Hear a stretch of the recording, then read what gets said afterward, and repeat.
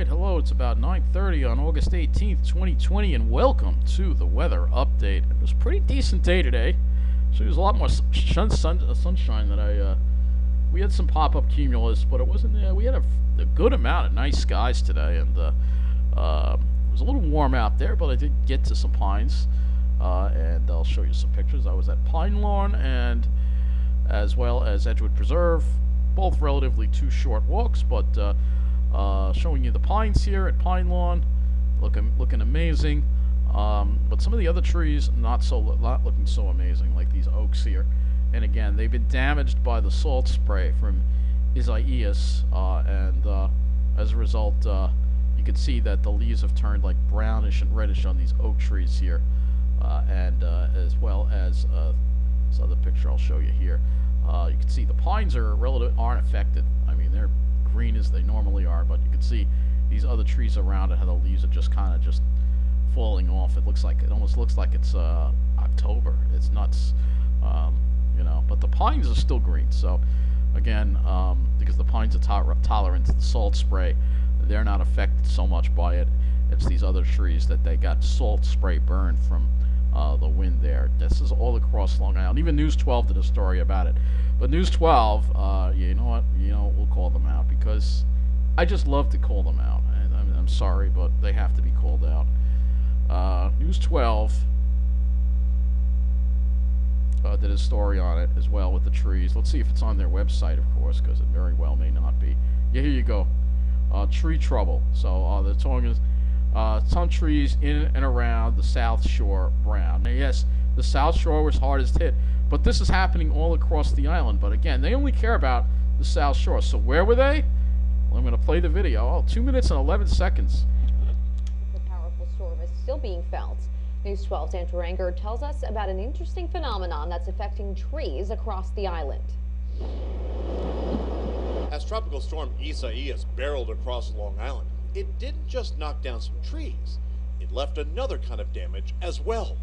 One that's making some trees look like they're in the wrong season. We're seeing the oak trees as well as the pine trees dropping their leaves and their needles like it was late fall. All along the South Shore and even several miles inland, trees are turning brown, primarily on their south side.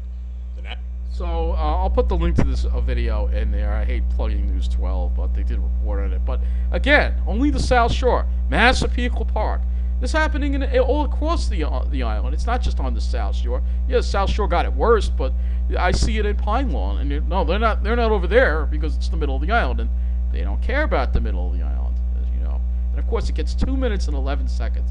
It goes to show you that who they only care about. And I'm going to call them out every damn single time they do this, because they need to be called out.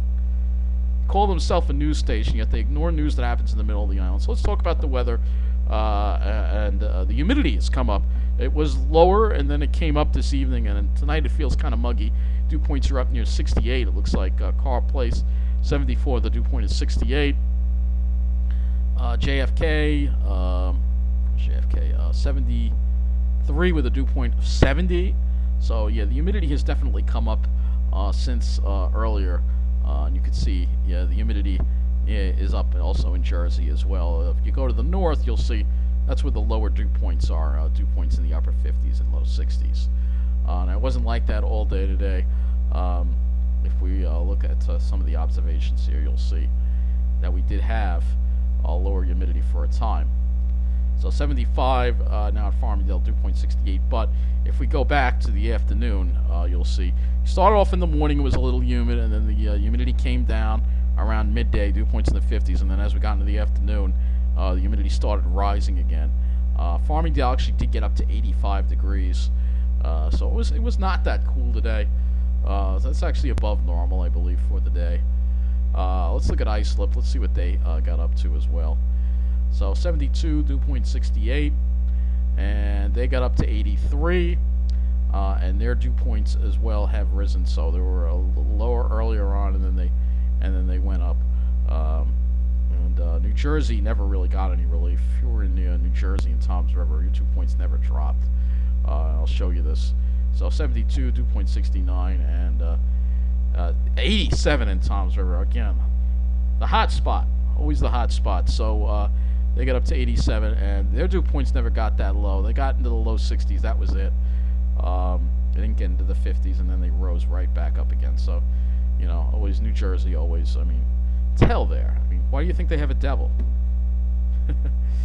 All right. Sorry for the Jersey joke, all right? So let's look at the radar. And you see a couple of spot showers around, but nothing really too... We were worried about possibly some showers popping up, but we really didn't see that much. Just clouds, pretty much. If we look at the high-resolution satellite, you'll see here. We started off with clear skies, and the clouds kind of built as the day went on. Well, I don't know. I'm missing... there's another... Missing some images here, but you can see some clouds. Well, but it really wasn't that much. It really wasn't that much. It was not that many clouds at all. It was a beautiful day, really. I wish I could have done more in the pines, but I had some other stuff to do in the morning that I couldn't. You know, mainly I guess I could have done it right. I mean, I do my therapy like remotely. I guess I could have done it from the Pine Barrens somewhere, but whatever. I wasn't sure if there was going to be a signal in there or not, you know, the way it is. And I don't want to use up even more data. So let's go to the Hurricane Center, all right? Because we got Hurricane Genevieve, and then we have these. This one here, disturbance, 90% chance of cyclone formation, and then this one here also has a 40% chance of cyclone formation, so things are starting to probably get busy again. But in the Eastern Pacific, we have Hurricane Genevieve, and this actually is going to affect Baja California, that is part of Mexico, with some tropical storm force winds. So let's take a look at the latest on Genevieve, because this is a really powerful storm. Maximum sustained winds are 125 miles an hour. Its movement is northwest at 12 miles an hour. Minimum central pressure 953 millibars, or 28.14 inches. This is as of 6 p.m. And it is a Category 4, I believe. So that's a Category 4. Oh, it's a Category 3. Alright, so it looks like I thought it was a Category 4 I read somewhere. Maybe it did briefly go up to a Category 4, but this is an intense storm here. Now, it's just, like I said, staying mostly over the water, but it's going to brush. If we look at our cone here, you see it's going to brush Baja with some tropical storm conditions. Now, it's unusual because Baja is usually very dry, because there's usually very cold water in this area, so usually these storms just usually you don't see this kind of thing very often. But we saw it earlier this year. We're seeing it again, probably because, again, those warmer than normal sea surface temperatures. It's not just in the Atlantic. It's all over the globe, and that's, of course, due to climate change. So let's go to tropical tidbits, and actually, let's see. They should have. Here's what it looks like on the satellite. Oh yeah, I want to look at this. This is really impressive here. So let's look at the satellite loop. Look at this, and I know this is on the other coast, but this is such a significant storm that we have to talk about it. Waiting for the loop to load here. As we wait, I know it takes a while. I should have preloaded it. Right, while we're waiting for that to load, we can look at the MODIS satellite. I guess this. So here it is on the MODIS satellite, the visible. Look at that. That's a monster of a storm right there. That is, oh man. Luckily, the worst of it's going to stay offshore. If that would have hit Baja on a direct hit, that would be absolutely terrible. But look at that thing. Wow. Perfect. Look at that eye. Perfectly circular. Great outflow. This is a very healthy hurricane. Let's see. Okay, so you see it's loaded now, and you can see, look at that thing. I mean, this thing is healthy. So it will weaken eventually as it moves further north, but man, look at Baja. Baja is right over here, so they really do have to. It almost looks like it's moving north. This might impact Baja, direct impact. They're saying it won't. Let me look at the what the models have for this thing. The spaghetti models. Most of them are saying it's going to curve. Yeah, here's the spaghetti models. Most of them are going to saying it's going to curve, but there's one model that has it come very close. Most of them have it curve, and then some of them even take it back. Wouldn't it be funny if Los Angeles had a hurricane? You know, you never know the way this year is going. Uh, I don't think that's going to happen, but very unlikely. But this year is just such a messed up year. So many things are going wrong. It's like everything is going wrong. So let's look at the upper air pattern. Start with the upper air pattern, and you can see we have a trough in the east. The ridges out west, they're dealing with heat and a lot of fires, unfortunately. That's what always happens out there. And we have the trough here, and you see there is Genevieve, and as you can see it's brushing Baja, but it doesn't look like it makes the worst of it makes an impact. And then you can see it gradually, slowly weaken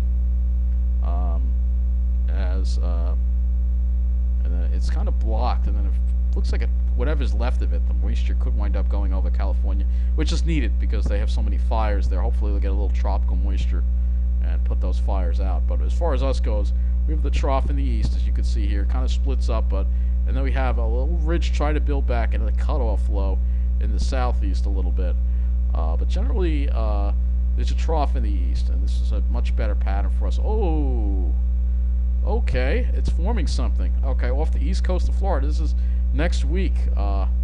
It's forming something, and then that is not what I want to see. All right, it does get caught in the trough and get put out, but that could be the next tropical system that the east coast might have to worry about. It's just forming it right there. I mean, it's not like one of those waves. You don't even see it. It's like a little left, like it just forms off the east coast and then goes along the coast and then goes out like that. So, but that trough, as long as we have that trough in the east, it should kick it out. And definitely a better looking pattern, fortunately, on the upper air. Let me look at the European, see if it even has it. So again, there's the trough in the east. European's a little different, it has more of a ridge here, but it doesn't develop the storm at all. So only the GFS has this storm. What if the GFS parallel has it? We really don't have enough of that in. That's the 0Z. Let's look at the 12Z here. And we're looking at the 18Z runs here. So let's see if the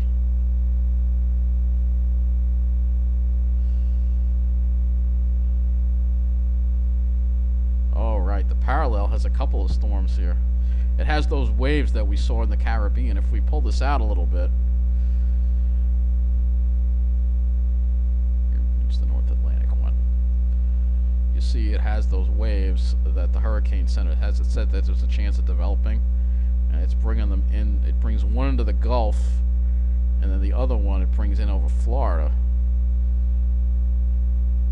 So I mean, yeah, this is a ways out and very speculative. So all I can say is just watch and wait and see what happens. Actually, I'll go back to the North American region before I look at our area, CONUS, and we'll look at the surface now. Okay, so here we go. Got this a little stall front off to the south that's going to try to bring some clouds and maybe a shower tomorrow, and then it gets pushed back on Thursday and Friday, hopefully a good part of Friday too, before it, and there's Genevieve right there, as you see. And then the ridge kind of comes back a little bit as we get into the weekend, bringing us some more humidity. But then another front comes through. There's that tropical system that it forms. So I think it forms it off the coast of Florida. And that could be a tropical storm or a hurricane even. But then there's a high coming in and a trough that would kick it out. And then this high is very important. You better hope this comes, because otherwise we're going to have another tropical system impacting our area, which is not what I want. So we have this nice high coming in, saving us, bringing us some nice weather, and pushing that tropical system away for the last week of August. According to this, anyway. So let's go ahead and take a closer look at our weather here, and I'll start with the NAM 12 kilometers, so we can take a look at see our rain chances for this next little wave that's going to be off to our south tomorrow. So as you can see there's it's pumping. It was a little overdone with the showers, really. I'm not seeing much of anything. Here's tomorrow, and you can see it pretty much suppresses everything, maybe the extreme southern part of New Jersey. And then you can see that high building in and pushing that down to the south again for a beautiful Thursday, and maybe even a beautiful Friday too. That's the NAM. Let's look at this, the NAM 12 kilometer. Let's look at the GFS and see if the GFS is in agreement, and hopefully it is. Now, GFS is a little further north with that rain. It brushes maybe the extreme south shore of Long Island there, but then that high builds in and brings us a nice day on Thursday and hopefully Friday. Before that rain chances start entering the picture again. But it looks very scattered, of a very scattered nature as far as showers, chances for showers go. So let's look at our dew points. We'll start with the dew points first of all. All right, so you can see what's happened tonight. We've had a little bit of humidity come in. And literally, it's like we're right on the borderline. And I think we'll see the same kind of borderline situation tomorrow. South, if you're in Toms River, it's probably going to be a little muggy, and for us, a little not as bad, because you can see we have drier over Long Island. But for Thursday, you can see it gets more. There's more of a solid push of drier. Maybe we'll even have dew points in the 50s, even as far south as Toms River. But definitely for Long Island, we'll definitely see that. And then the humidity comes right back into the picture for Friday and the weekend. And we'll be dealing with that humidity again because we have that ridge. And then we have to wait for the next front to pass, which would be sometime next week. And let's see if we can find that tropical system. See, there it is. So we go all the way down there, and it gets pushed down and away. And that's what we want to see. We want to see that dry air come in and push that down and away. That's what we need to happen, and hopefully that will happen. If it doesn't, we're going to be in some deep problems. But hopefully GFS has the right idea. So let's get the temperatures for tomorrow. You'll see it'll be a little cooler because of the cloud cover. Probably going to struggle to reach 80. And where there's more cloud cover, especially in Jersey, southern parts, you're probably only going to be in the 70s with that chance of showers and, you know, a little bit of humidity. For Thursday, we're back up to around 80 degrees probably. A little warmer in Toms River. I've seen 87 around Philadelphia, so a little warmer in Jersey, of course, not surprisingly. Friday, similar type of temperature setup, but a little warmer, maybe a little more to the mid-80s. And then we start seeing a little more like mid and upper 80s for Saturday and the weekend, where it could start to heat up, and maybe we might see 90 in the city again. Probably New Jersey, you're probably going to see 90 again on Sunday, unfortunately, and perhaps on Monday as well. We'll probably have 80s on the island, and then it backs off again. You can see some really cool air off the north, but then before we deal with that, it looks like it's bringing some heat in on that Thursday, August 27th, and here comes that front. Once that front passes, boy, it's going to be a lot cooler. Temperature's only in the 70s, so it should bring some nice weather. Hopefully that front comes, it brings us nice weather and pushes that tropical system away. Let's look at the cloud forecast on the GFS. So here is the cloud forecast, and you'll see that cirrus kind of getting into our area tomorrow a little bit. Has it developing like a northern fringe or whatever. For Thursday, it looks like it keeps us clear on Long Island, but you will deal with some cirrus possibly just to the south. And then it kind of rolls in on us on Friday and the weekend. And then we're dealing with that for a while. I'm not going to go beyond that on the cloud forecast, because really that far out on a cloud forecast is not, it's not accurate that far out. So let's look at the NAM as far as the cloud forecast goes for tomorrow. And this is the NAM, waiting for it to load here. And you can see here that start off clouds, and then we see a little more sun by the afternoon. And then let's see how Thursday looks on the NAM. Hopefully keeps that stuff to the south, and it does. So Thursday should be a nice day on Long Island, and again, the site's just acting slow. And that's as far out as we have. That's the 18Z NAM. One more model I'll look at is the HRRR, and then we'll finish up this weather update. And we're just going to look at the HRRR for tomorrow as far as precipitation goes. And you can see it's generating a couple of showers over very small showers, mostly to the south. Though there's one on the Jersey Shore. There's a bunch more along the Jersey Shore, but like I said, I don't think there's going to be anything really that widespread for tomorrow. It's going to be more in the way of clouds more than anything else, like mid-level, high-level clouds. And again, by the afternoon, maybe we'll even get rid of most of those. So that's going to wrap up this weather update. Take care, and thank you for watching.